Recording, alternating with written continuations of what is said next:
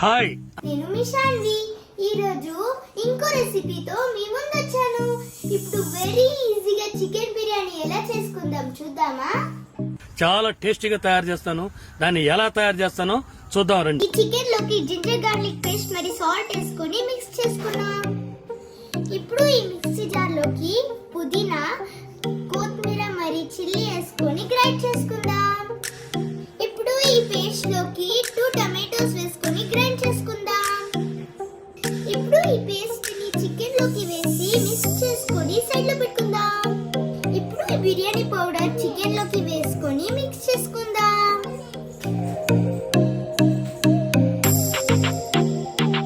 ఇప్పుడు ఈ కుక్కర్ లోకి గీ అండ్ ఆయిల్ వేసుకున్నాం. ఇప్పుడు ఈ ఆయిల్ హీట్ అయినాక ఈ బిర్యానీ స్పైసెస్ వేసుకుందాం.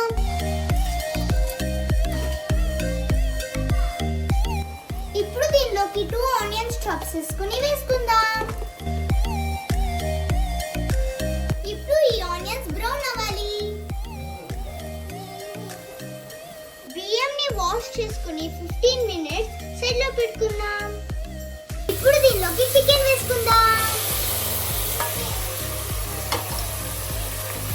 ఇప్పుడు చికెన్ కొంచెం కుక్ అయినాక 3 గ్లాస్ వాటర్ వేసుకుందాం. ఎందుకంటే 1.5 గ్లాస్ రైస్ తీసుకున్నాం కాబట్టి 3 గ్లాసెస్ ఆఫ్ వాటర్ తీసుకున్నాం. ఇప్పుడు ఈ వాటర్ బాయిల్ అయినాక ఈ రైస్ ని వేసుకుందాం. ఇది సింపుల్ బిర్యానీ కాబట్టి నార్మల్ రైస్ తీసుకున్నాం.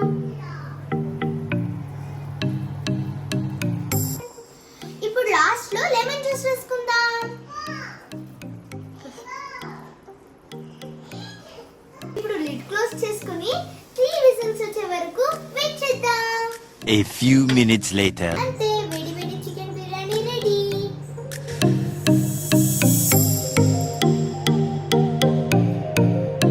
మీరు కూడా తప్పకుండా ట్రై చేయండి. అబ్బబ్బబ్బబ్బబ్బా. If you like my video, please like, share and please subscribe to my channel. Bye.